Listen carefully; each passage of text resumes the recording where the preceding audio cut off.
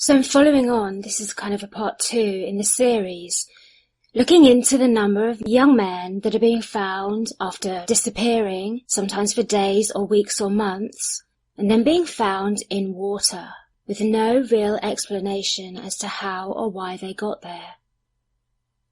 Most of them are ruled as accidental drowning, sometimes suicide, but the events around their disappearances leading up to them being found are in very many cases highly suspicious. I'm going back now to 1998, when the New York Daily News featured 3 deaths in which the young men were all ruled to have drowned. The newspaper said they are cases tinged with mystery that captured the sympathy of a city. When each vanished, their parents conducted highly publicized searches for them. 3 were found floating in the river, with no apparent signs of trauma. How each entered the water has not been determined. "My boy was murdered. It wasn't an accident," said Gitty Bender. Her son Joshua was found in the Hudson River nearly 2 weeks after he'd left his yeshiva university dorm. At the time, Robert Martin, the Deputy Inspector of Police, did admit that he found the circumstances strange. He said it is a little unusual to have 3 males in the river of the same age, but he also said they had found no overlapping commonalities other than that, although they would continue to work it, he said. While the newspaper did contact the FBI, a spokesman for the FBI was quoted as saying that they would not be involved in any of the investigations because, quote, "there is no evidence of a serial killer at work here." It would seem then, at this stage, no one yet was considering it could be the work of a group. I mentioned earlier in the other podcast episode that Josh Stossak's father, another victim, and the partner that he works with, who is a retired ex-federal agent, and they've worked on these cases for many years, compiling dossiers and evidence. Well, the ex-agent stands in the shadows, but he holds an astonishing amount of information about these perpetrators. He managed to trace a truck to the Midwest with a link to the cases in New York. So perhaps we should go to the Midwest now. It was in the Midwest that Chris Jenkins, a very popular student at the University of Minnesota, and ironically, as many victims are, was also on the college swim team, disappeared one night in 2003. When his body was discovered in the Mississippi River 4 months after he disappeared, to the police, his death looked like an accidental fall in the river after a night of drinking. And yet, very disturbingly, his body was found encased in ice, with his hands folded over his chest as though he was in a coffin, and in a manner that is wholly inconsistent with the official verdict of drowning. People drowning do not end up in this position. Nor do they end up like Todd Geib in Michigan, who was found bobbing upright in the water, although he was dead, or many others found floating face up, or like Tommy Booth in Pennsylvania, who was found in water with his body positioned deliberately and held in place by sticks. Though Chris Jenkins' body was supposed to have been in the water for 4 months, his shirt was still tucked into his pants, and the slip-on shoes he had worn that night as part of his Halloween costume were still on his feet, in the fast-flowing Mississippi River. A feat which would seem completely impossible, and surely, if he had fallen in, he would have been frantically struggling to save himself from drowning. This is reminiscent of another case, that of Dan Zamlin, who also ended up dead in the Mississippi River. He was missing for almost a month, yet as his mother pointed out, His diabetic pod was still around his neck when he was found, and had not floated off, despite the currents of the river being particularly strong when he was found. The drug, GHB, often called the date rape drug in England, was found in both of their systems. After justified protest from his family, which took many years, Chris Jenkins' death was reclassified as homicide. Does it mean anything that Chris Jenkins disappeared on Halloween? Halloween is Samhain, the night of the witch in the old Celtic calendar. Samhain is the pagan time when the veil between the worlds is at its thinnest, and those who have departed this world may return to it once more for a bittersweet reunion with those still living. However, when the door to the pagan summerland is opened for the souls of the dead to enter, entities of evil may enter into our dimension too. It can be a covenant with hell itself. In occult ritual, it is an invitation to the entities of darkness to approach. The rituals of the ancient Druids were hellish on this night of the year. Human sacrifices of the firstborn have been noted in ancient literature on this night. In early Irish literature, poetry and prose of the law of the land, written from the 12th century onwards, it mentions the horrifying practice of the killing of the firstborn. As the eve of Samhain grew closer, it was a time of dread and intense danger for all families. Once the child was chosen, they were sacrificed and their blood would be drunk and their flesh eaten.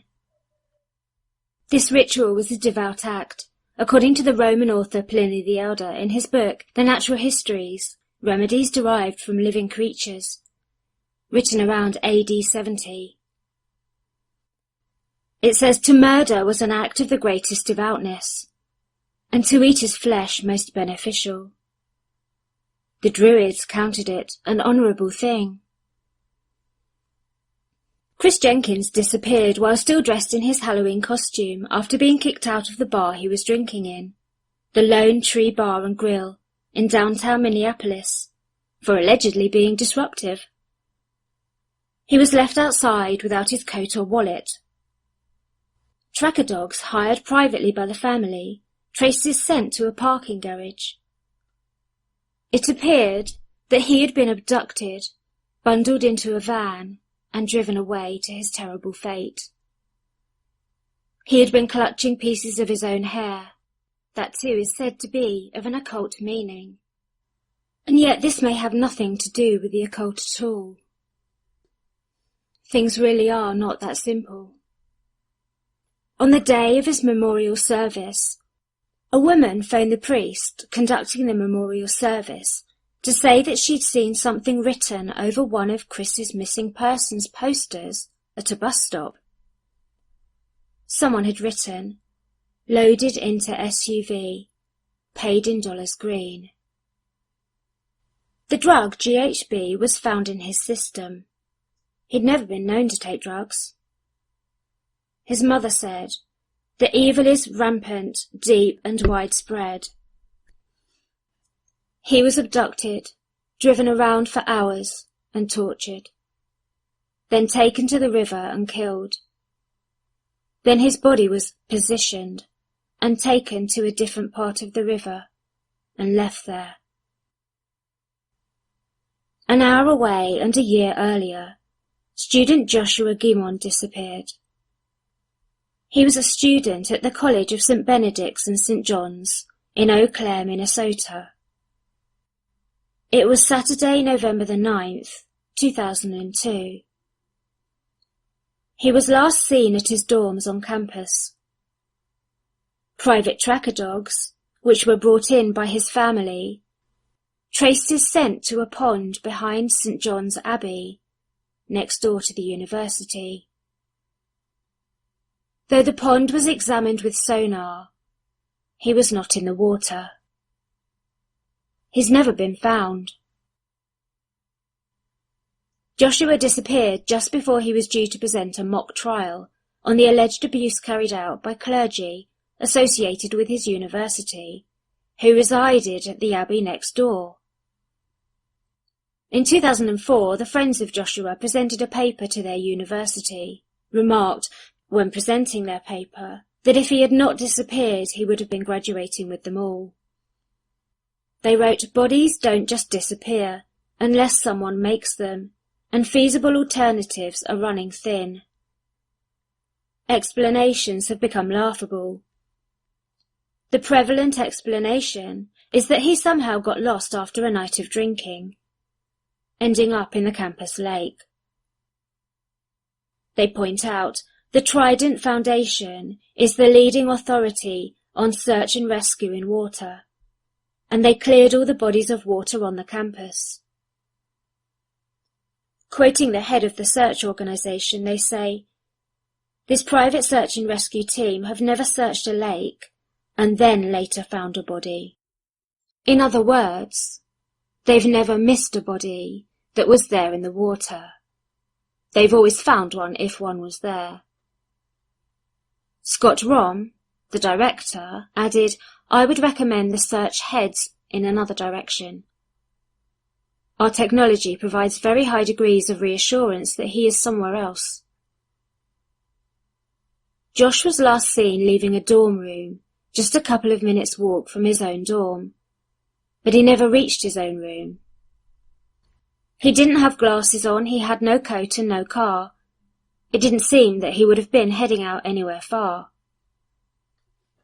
What's extremely strange is that the tracker dog that picked up his scent, that led to the pond behind the abbey, also picked up another boy's scent. Chris Jenkins, the University of Minnesota student just discussed, who disappeared on Halloween in downtown Minneapolis, and who'd later be found dead in the Mississippi River with his arms folded across his body. He'd been kicked out of the Lone Tree Bar and Grill in downtown Minneapolis. He'd never been to this college campus in Eau Claire, Wisconsin, an hour's drive away. Yet his scent was detected there. Another student, Jared Dion, again like the other young men, was a popular and athletic student. He was discovered in the river near Wisconsin University in 2004, 5 days after he'd disappeared. His baseball cap was found very close by in Riverside Park by a group of joggers. According to them, the baseball cap was casually hanging on a post not far from where police believed the young man must have jumped in or fallen into the river.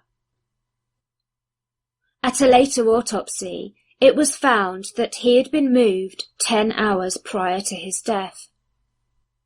He could not have been dead any longer than 72 hours, meaning he'd been alive for some time prior to his death and had not died the day of his disappearance. 2 days were unaccounted for, which again implies that he had been kept somewhere and placed in the water later. It also implied he could have been drowned elsewhere. The source for these details about him come from the book Case Studies in Drowning Forensics by Kevin Gannon and Professor Lee Gilbertson. Pathologists don't always routinely test if the water found in the lungs is from the same open source water in which they are found.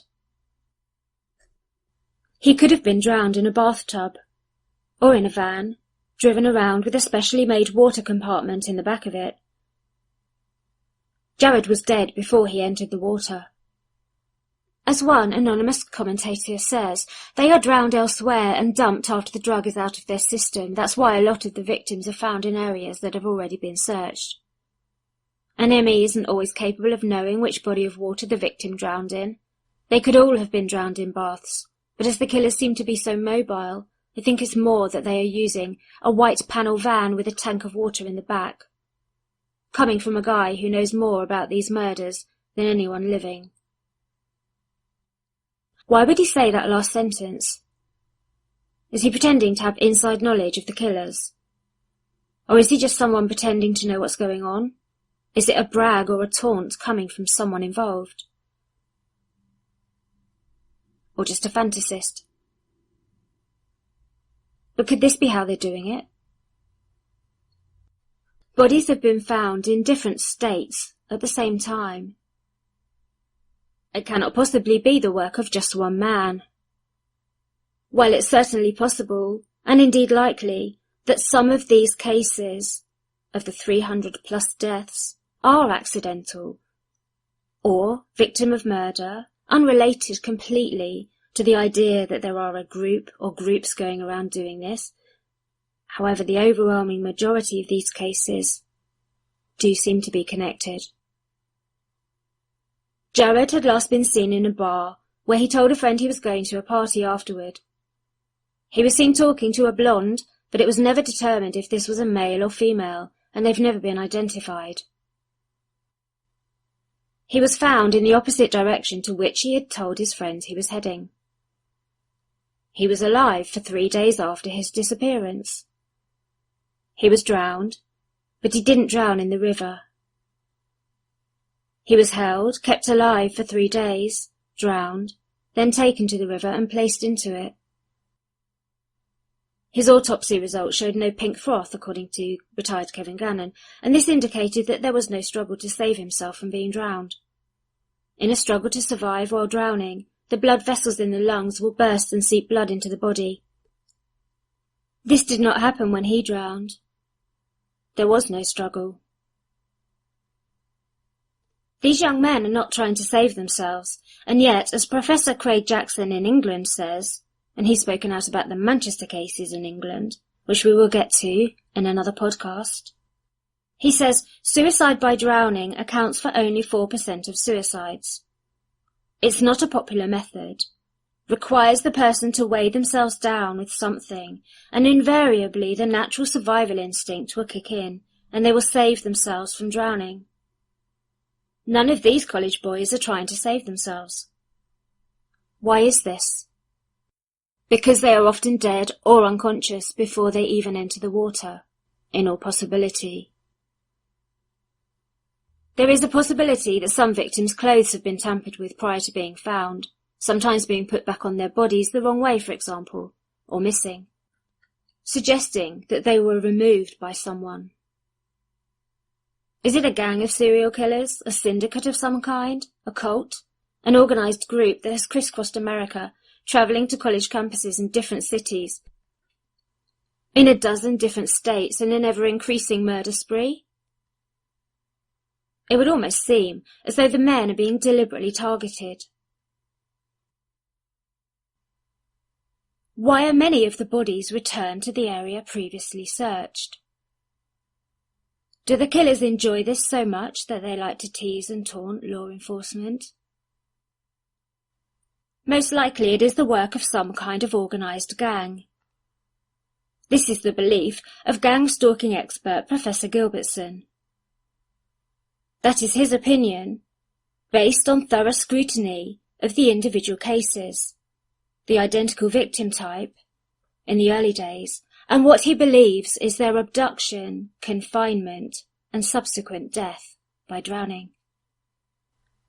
But why death by drowning? Why this particular method?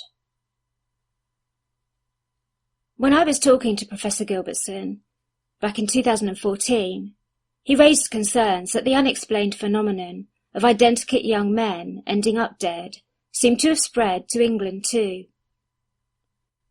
I'd been looking at the cases in Manchester, and at the time I wasn't convinced that they actually tallied with the US cases. And I do still think there is a big discrepancy between the actual Manchester cases and the US ones. There is a big difference, but we'll get to those in another podcast. Well, Professor Craig Jackson, head of psychology at the University of Birmingham in England, has officially joined the growing number of people who are perturbed, alarmed, and feel there is something more sinister at play than accidental drowning, after more than 85 men in the last 5 years have been found dead in the canals and ponds of the northern city of Manchester. Talking to the broadsheet The Telegraph, he says, "The number is far higher than one would expect, and from the data I just don't believe these were suicides. Canals are not a popular site for suicide, and people rarely choose this for their method. but they make ideal grounds for predators. Many of the reports from the coroners are inconclusive. Well, it is especially difficult to commit suicide in shallow water, and some of the canals there are less than knee-deep. Are there any clues which could help explain what has happened to these young men? And why? Why have some of their bodies been placed into positions which are wholly inconsistent with that of a drowning victim? Why are their cell phones often found beside the river's edge? Again, as though purposely placed there. Why are many of them found missing one shoe? Why are some of the bodies found half in and half out of the water? Like Henry McCabe, like Mike Knowles. Why do some of the toxology reports show drugs like GHB in their systems, when the boys were never known to have taken drugs? Why have they not fought back or struggled? Very often they have no injuries whatsoever, indicating that they have not struggled at all, even though they were drowning, or not, as the case may be. Obviously, the very sinister implication is that they were either unconscious or dead when they entered the water. Some even have no water at all in their lungs, yet they have apparently drowned in the water. When found, their bodies are often not in the condition they would be expected to be. Sometimes their deaths are ruled inconclusive or undetermined. Sometimes the pathologists openly rule that the cause of death will probably never be determined, which itself is highly alarming, given that law enforcement then refuse to follow up on the cases and investigate them. They are just said to have simply drowned, somehow. The original retired detectives who investigated over a decade ago found that in some of these cases the young men had been held, drugged, mentally tortured, physically tortured, killed, and then taken to the water and placed in it. Strangely, a common factor is that many times the young men have been seen in the presence of not only unknown young people, but cops and bouncers too. Nothing strange there, perhaps, but maybe it's not that clear-cut. Several of the men have even phoned friends to say that someone or people are after them, that they are in fear for their lives, and that they haven't done anything wrong. So who's after them? And does this implicate the police, or perhaps people pretending to be the police, or pretending to be bouncers or barmen? Why are there stories floating around of possible near misses, in which young men describe attempts by strangers to lure them outside? Why do some of the parents of the deceased young men talk about the unknown people being at the scene of their disappearance, of strangers chasing them, of them being terrified for their lives? Why do many of them make desperate phone calls just moments before something happens to them? Why are some of them in such a state of terror or horror when they phone their parents or friends? Why would their cell phones suddenly go dead after they've said something very disturbing? What are they seeing in the final moments before their phone cut off? Why does the leading criminologist say this is terrorism, they operate as cells? Why was a message left saying, loaded in van, paid in dollars? Is this some form of human trafficking? For many have not yet been found at all. Why were priests at an abbey where one victim disappeared describing an occult drowning ritual on an esoteric forum? Are the people who are doing this communicating online? Are cryptic or bragging messages being left that we've overlooked? Is this all wild imagination and hyperbole and exaggeration? Or is it simply desperate attempts to find answers? Perhaps the simplest answer comes from Vance Holmes, who has followed these cases for many years when they first started, or when they were believed to have started. So on his blog, he asks how would the young man even have been able of getting to the river in which he was found drowned, given his state of intoxication. So whereas some victims have not drunk very much at all, some have drunk an incredible amount or appear to be extremely drunk, although this is suspicious itself. So he asks, in an article he says, too drunk to drown, he says of 21-year-old victim Lucas Homan, how did he end up dead in the Mississippi River? He says, I understand he may have been drinking. I understand he may have stumbled away from his friends unnoticed. I understand that at the water's edge he may have accidentally fallen in. What I don't understand is how he got to the river in the first place. His blood alcohol was 0.32. Holmes then quotes from a guide provided by a breath-testing company, citing the symptoms of anyone who has a blood alcohol reading in the range of 0.25 to 0.40. They are as follows: inability to stand or walk, stupor, loss of motor functions, impaired consciousness, sleep or stupor. How then did Lucas get to the river at all? He asks, with incredulity. The estimated number of cases of young men going missing and being found dead in rivers, canals, ponds is now well over 300, according to several profilers I'm in contact with. The predominant cases are those where young men have been kicked out of bars by bouncers, yet it often later turns out that they've invariably been wrongly accused of being drunk or disorderly. Then they are found dead in water days, weeks, or even months later, or perhaps not at all. Some have been drinking and are drunk. Many others are not drunk in any way and had no alcohol in their system. Those who have been found to be drunk are excessively drunk, so much so that it would seem impossible for them to have walked to the remote water where they are found dead weeks or months later. Many have appeared so disoriented and confused that they have quickly had to leave the bar or party they're attending. Some have later been found to have had drugs in their system, drugs their close friends say they would never take. Again, it can easily be dismissed as youth and misadventure. But there have been many cases where disorientation takes place so quickly and so suddenly that the suggestion is their drinks are being tampered with, or they're possibly being injected. In several cases, MDMA or GHB or sedatives have been found in their systems. None of the young men were ever known to have been taking these drugs, nor were they prescribed any sedatives. How does a young man go from being fine one moment, then suddenly, quickly disoriented and confused the next, then disappear, and then end up dead in water? Sometimes water that's only a couple of feet deep, even inches deep. Why would he go to the most remote body of water, always in the opposite direction to that which he was heading?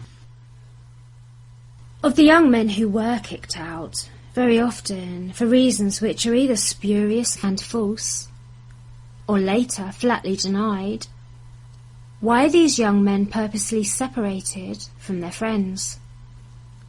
Who is deliberately separating them from their friends, leaving them isolated and vulnerable, often left outside without their wallets or coats in winter, and then later found in bodies of water?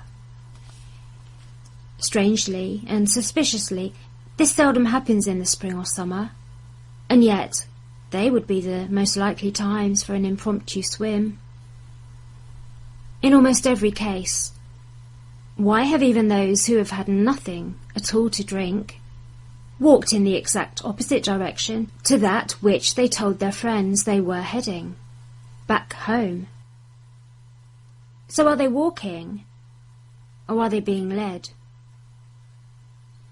In 2011, Mike Shaw wrote of the grief, the anger and the sense of helplessness he felt because he could not save his best friend.